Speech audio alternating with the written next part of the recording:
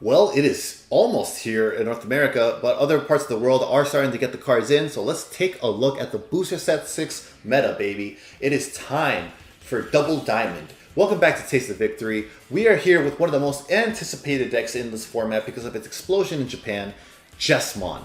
Jesmon is an incredibly powerful Digimon that took the tournament scene by storm at the beginning of Booster Set 6 in Japan. There's a lot of anticipation for it right now. But an important thing to keep in mind is that Jesmon has a lot of inherent consistency issues because of how important the white cards that can't even Digivolve are to this deck's strategy. In a format like Best of 1 that Japan has, it is a lot more likely and viable to high roll with incredibly high roll decks. While here in North America, we are playing with Best of 3, so that consistency issue becomes king. It's a lot more important and a lot more to consider in a Best of 3 format when picking Jesmon as your deck. So we cannot just look at the results of Japan and place them expecting to be exactly the same in North America. Keep that in mind when picking your deck for this format, especially when it comes to Jesmon. Let's go ahead and get into the actual deck itself now. First up, we got our babies. So you could easily swap either of these around and we'll get to why in a second. Let's look at them first. Bebydomon, your turn. While this Digimon has piercing, it gains plus 2000 DP. So this is great because Jesmon will almost always have piercing with its ability to either play out a Sistermon on its own or to hardcast your Monodramon. Let's go ahead and read Jesmon now actually so we can refer to it back throughout the video. It's 11,000 to play, 3,000 Digivolve into, and 11,000 DP. When attacking, you may play one Digimon card with Sistermon and its name from your hand or trash without paying its memory cost. And then, your turn, once per turn, when you play another Digimon, this Digimon gets plus 3000 DP and piercing for the turn. So with its own effect fueling its second one, and with us having 2 cost Digimon to hard play, and 3 costs if you have your Tamer out, it's really easy to get this piercing live, so it's going to very commonly be active, which is why Bebydomon is a great choice to get that huge plus 2000 DP boost. The other option to run is Yokomon. Yokomon's effect is, when attacking, when you attack an opponent's Digimon, this Digimon gets plus 1000 DP for the turn. So, when it comes down to Bebydomon or Yokomon at 401, it comes down to personal preference of greed. Do you want that huge plus 2000 DP boost to guarantee you beat over anything in the game pretty much? Or do you want the consistency of Yokomon to make sure you always have it and don't risk missing any relevance threshold? The thing with this is, you are very commonly going to have this piercing effect live, but if you always want to make sure you have that extra boost, Yokomon is the way to go, and neither is a wrong choice. It absolutely comes down to, your personal preference and the meta. Personally, I prefer to play a bit more greedy, and plus 2000 is huge, allowing me, with all the other boosts in this deck, basically lets me beat over anything on the field, especially important against Black, who has DP boosts that stay in effect on your turn, which is why I prefer favoring Bebydomon, in case it comes up and runs away in popularity in North America, like it did for a bit again in BT5 for some reason. But it's up to you, and either is very perfectly fine at 4 versus 1. If you want to run 4 Yokomon, 1 Bebyd, perfectly viable. It comes down to personal preference, but what I do believe is that you should always be going for this split here, especially, at least in this deck. I don't think 3-2 is too preferable. Next up, we're going to move on to our rookies, of which we have 15. But of those 15, 3 of them we can't even Digivolve into because there's a white Digimon. Let's start at the beginning though. We got Monodramon, 2 to play. It's huge because it's only 2, so even without a Memory Tamer, there's a good chance you can hardcast this dude without passing turn and triggering Jesmon's effect in case you don't have a Sistermon to play out. Now that is a rare situation, but if we can cover for that situation, we might as well, because as we've seen previously in the game, the 2-cost rookies are really effective. Or rather, the vanillas in the game in general are really effective. I love the card design of Digimon and how much it complements the mechanics. I can't think of another game off the top of my head where vanillas have been relevant, like this relevant, for so long. It's really cool, and I really like that about Digimon. Next up, we got Huckmon, which is one of the stars of the show. 3 to play, 0 Digivolve into, 2000 DP, and then on play, reveal the top 5 cards of your deck. Add up to 2 Digimon cards with Huckmon, Jesmon, or Sistermon in their names among them to your hand. Place the remaining cards at the bottom of your deck in any order. So this is the searcher of our deck, and it's important to get off. It's another name target, for the Sistermons to be active. So that's good for that, and it's good to have the search power in this deck because, as mentioned at the top of this video, Jesmon has a lot of consistency issues. So that little search helps us with that consistency just a bit. After that, we do have Agumon. Agumon is the starter deck card, and it is 3 to play, 0 Digivolve into, 2000 DP, and your turn, this Digimon gets plus 1000 DP for the turn. This card is amazing because it's an unconditional DP boost. Unconditional DP boost of any amount is great, and you always want to include it if you're able to. And plus 1000 at the rookie level is really sweet to guarantee that almost always. So that's why we got Agumon at 3. Finally, for our traditional rookie lineup, we have Guilmon from the new starter deck that launches at the same time as the set. So once Booster Set 6 is out, so will the starter deck be out. The new Gallantmon starter deck. 3 to play, 0 to Digivolve into, 2000 DP, and your turn, while your opponent has a level 6 or higher Digimon, you may Digivolve this Digimon into a Gallantmon in your hand for a Digivolution cost of 4, ignoring its Digivolution requirements. Inheritable, your turn, once per turn, when your opponent's Digimon is deleted, trigger, draw 1. Guilmon is really cool for the late game to be able to warp into the Gallantmon, which are from the structured deck, which we are also running. So that is awesome to be able to have that ability, that comeback ability late game. Next up, we got a really unconventional rookie here. We got level 3 Sistermon Blanc, which is a white Digimon that cannot Digivolve at all. It's 3 to play and 3000 DP, but its effects are amazing. All turns, while you have a Digimon with Huckmon in its name or Royal Knight in its type in play, all of your Digimon with Sistermon in their names gain blocker. And then on play, trigger, draw 1. So as we saw at the beginning of the video, Jesmon can play these out for free with its attacking effect. And because of that, its effect effectively replaces itself when you on-play it, trigger, draw 1. So you don't have to worry about going down in card advantage, it replaces itself, which is really amazing just to help keep digging for the other pieces you want if you didn't see your line at the beginning of the game. So like even if you're not playing off of Jesmon, just being able to hardcast if it's the only thing you have at the beginning of your turn could help you potentially draw into the stuff that'll help you unbrick for the rest of the game. And that blocker ability is insane because the second you get another Sistermon out, you have 2 blockers, which makes it incredibly hard for your opponent to get to your Jesmon and makes them rely on hard removal to get rid of it, like Gaia Force or something. Next up, we're moving on to our champion lineup, of which we are running 14, which means we actually are only running 11 that we could traditionally Digivolve into or over. First up, Monochromon, self-explanatory at this point in the game. It's 1 to Digivolve into, which is huge momentum, and then it also happens to be a blocker. It's 5000 DP, so a lot of things in this meta will remove it, so the blocker is more just nice to have than an actual reason we're running it. The priority is rather the 1 cost to Digivolve into. Next up, we got BaoHuckmon, 5 to play, 2 to Digivolve into, 6000 DP, and then inheritable, when attacking, once per turn, if you have a Digimon with Sistermon in its name in play, delete one of your opponent's Digimon with 5000 DP or less.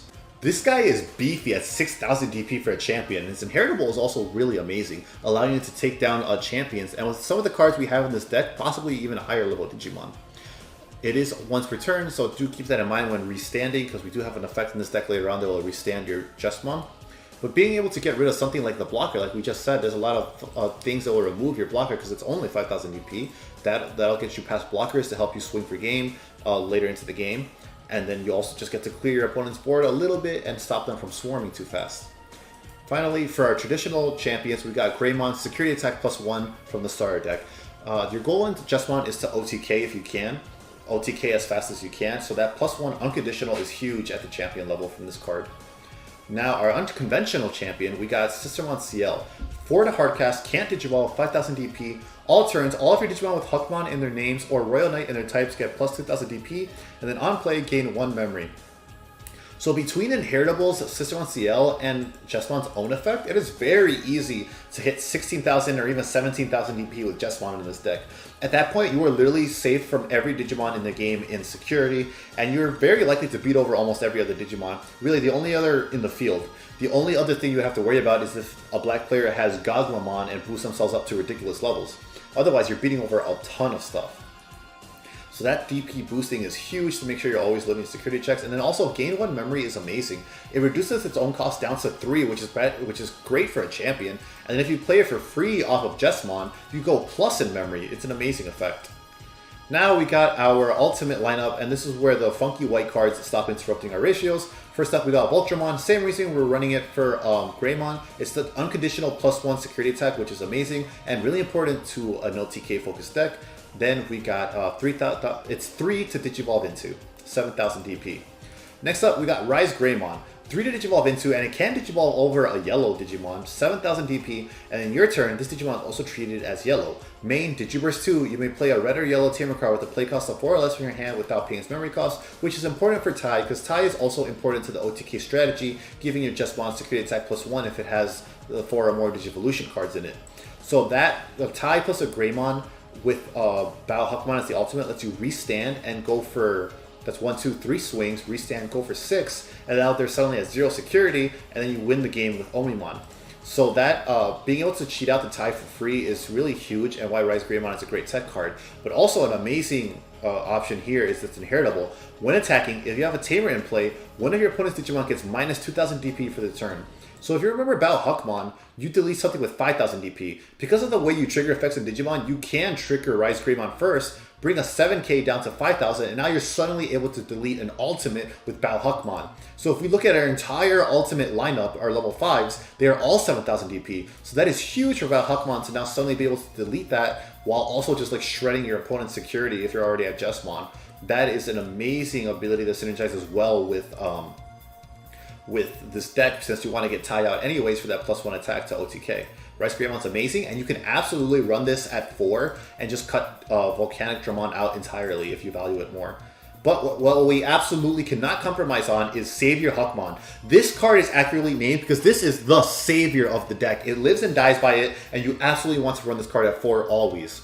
7 to play, 3 to Digivolve into, 7000 DP. When Digivolving, you may play 1 Digimon card with Sistermon in its name from your hand without paying its memory cost. And its inheritable is, when attacking once per turn, if you have a Digimon with Sistermon in its name in play, unsuspend this Digimon.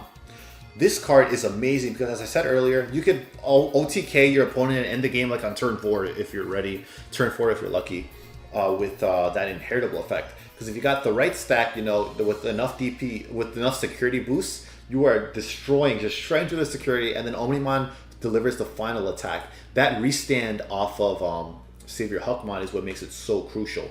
The when Digivolving to play a Sistermon for free is also really amazing, because if you're at 2 cost, you could Digivolve, play out Ciel, which gives you a memory on play, and now suddenly you could go into SaviorHuck without passing turn. So that's really cool to be able to make plays like that. However, I will warn you, it's a bit of a bait. Do not be afraid to Digivolve this guy in raising area. Yeah, it's nice to get that Sistermon, but it's really dependent on your matchup and how you play, how your opponent is playing. Do not just go for it every time just because keep in mind, SaviorHuckmon is incredibly crucial to the strategy, and you lose a lot of momentum if you get your ultimate stack removed. He's one of the most important cards, and you don't want to lose it if you can. But more importantly, also keep in mind, it's just an ultimate. So it is susceptible to a ton of removal in this format, tons. So you gotta make sure you can make a big play and push with Jesmon if you're gonna, go into SaviorHuckmon. Also, depending on your opponent, depending on the matchup, you don't even want to go wide. Because if you look at Agumon Bond of Friendship, they have that option, Rattlestar, which will absolutely annihilate your board if you Digivolve into this guy and then pass just to get that Sistermon on the field. Because if you have a wide board of 3 or more, he's going to clear your whole board with Rattlestar, since SaviorHuck is just an ultimate. So do not be afraid to Digivolve into this guy in the breeding area, even if you have a sister in hand or anything like that. And then we got Jesmon, which is the face of the deck, the big glue keeping everything together and putting so much pressure on your opponent. I did go over his effects at the top of this video. It is amazing because he's self-sustaining, he's huge, he pierces too, so your opponent can't even block unless it's the last 0 security. Jesmon is insane and a really powerful card.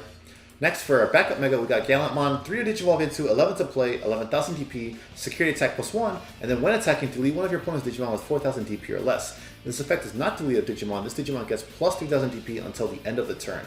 We're running this as a backup mega because the nice chance to have that Warp Digivolve over Guilmon is really appreciated, but mainly because it also plays into the goal of Jesmon, which is OTK. If you got this under Greymon Tai, you got some huge potential there with those swings. And then also the 4,000 DP. If you miss that when attacking, you're at 14,000 DP. Paired with your inheritables, any of them that gives you the plus 1,000 DP, you're at a very safe threshold to get those security attacks off. So Gallantmon complements the pressure of ripping through your opponent's security nicely, while also having the option to potentially come back with a Warp Digivolve. This is the Blitz Omnimon from Booster Set 5, 4 to Digivolve into over a red or blue Digimon, 14,000 DP, when Digivolving Blitz, which means even if you pass memory over to your opponent's turn, you still get to perform the attack. When Digivolving, unsuspend this Digimon, so even if you attack with Jesmon, you still get to deliver the ending blow with this. And then all turns, if an opponent's Digimon would delete this Digimon, or return it to its owner's hand or deck, you may prevent it from leaving play by trashing a level 6 Digimon card in this Digimon card's Digivolutions. So that's amazing because not only does it help you finish game off, it also protects itself if you did it for whatever reason. So Omnimon is awesome and really necessary to finish games in this to complement the OTK strategy. After that, it's really about tech and how much you want to play with the ratios. We're running one delicate plan, which is one to play. One of your Digimon gains, this Digimon doesn't activate security effects of any option cards it checks for the turn. And then in security, it adds itself to your hand. So this is amazing for the security control matchups. You don't have to worry about activating Gaia Forces or whatever DP-6 spells they have or whatever new destruction effects they have. The Delicate Plan is really good for that, and you can play with these ratios like 2, 1, you know, it's up to you and what you can afford to fit into your deck, but it's definitely an option you should be considering depending on how big security control becomes in the North American meta. Next up, we got Judgment of the Blade. This is absolutely a card you must run, no debating it. Only one to play, and then main, one of your Digimon with Huckmon in its name or Royal Knight in its type can attack your opponent's unsuspended Digimon for the turn. Security, you may play one Digimon card with Sistermon in its name from your hand or trash without paying its memory cost, then add this card to your hand. So not only can this let you attack your unsuspended Digimon, so if your opponent is trying to keep a Digimon safe by not playing into you, you know, by not making itself suspended so you can pierce over it, it doesn't matter. You're just going to Judgment of Blade and, you know, take out their big guy that they were hoping to protect. Not only does it do that, you also get to potentially get lethal out of your security by playing out a Sistermon that's in your trash or hand. Like if you were like one swing away, now you have that one swing you needed to win. Judgment of the Blade is a busted card for only one option, for only a one cost option. And then finally we do have Tai. He's a memory tamer, 4 to play, start of your turn, 2 or less memory set, it's a 3. And then your turn, all of your Digimon with 4 or more Digivolution cards gain security attack +1, and then it plays itself from security. So this pairs nicely with the deck's OTK strategy by giving you that extra +1 that you want to help rip through your opponent's security. As mentioned earlier, this plus Greymon is the optimal combo because then you could go into SaviorHuckmon and restand for a total of 6 checks in theory. So it's a really great card just to make sure you also have that guaranteed 3 memory. Because that way you don't have to rely on Monodramon. You can also play your 3-cost rookies without passing turn if you don't have Sistermon to activate Jesmon. All this comes together really nicely to create a cool LTK deck. The thing is, those 6 white cards really, really do mess up your ratios. Then all the options and tamers you're running, it becomes a really, really kind of brick-heavy deck, you know? You really have to play with these ratios, and it's up to your personal preference because you really got to tweak it as much as you can. There is a lot of bricking, and really your only hope of unbricking is that one Huckmon that you have to play 3 to hardcast to get its effect. So you have to keep that in mind with Jesmon. It's not the most consistent deck in the world. It's not terrible by any means, but it's something you have to keep in mind. It's still absolutely contender for tier 1 decks that is so unbelievably strong when it gets going. But, you know, if you're getting frustrated with it, that's something to keep in mind. There is other tech options you could do. You could also just forsake the Delicate Plan, and you could just run BT1 Ward Greymon. You can run this guy if you don't want to worry about options instead of Gallantmon, and then instead of this Guilmon, you replace this with the promo Agumon, which I'll show you guys right now. The promo Agumon gives plus 2000 DP to anything with Greymon in its name. So you could, yeah, here it is. So you could run that plus 2000 to make this Greymon beefier if you're going to run the BT1 one. You could like cut this down, so you can run 3 of that. It's certainly an option. Probably just 2, since that's the only other thing you have with Greymon in its name. There's a lot of ways you could definitely build this deck too. It's up to you to experiment. Don't forget. I hope you like this deck though, because I'm going to have fun playing it in the North American meta. I can't wait till we get these cards. Let me know how you're going to build Jesmon, and if not, what you are going to build. What other colors are you looking forward to? I'll see you guys in the next video, and until that next video, remember to stay hungry until you get a taste of victory.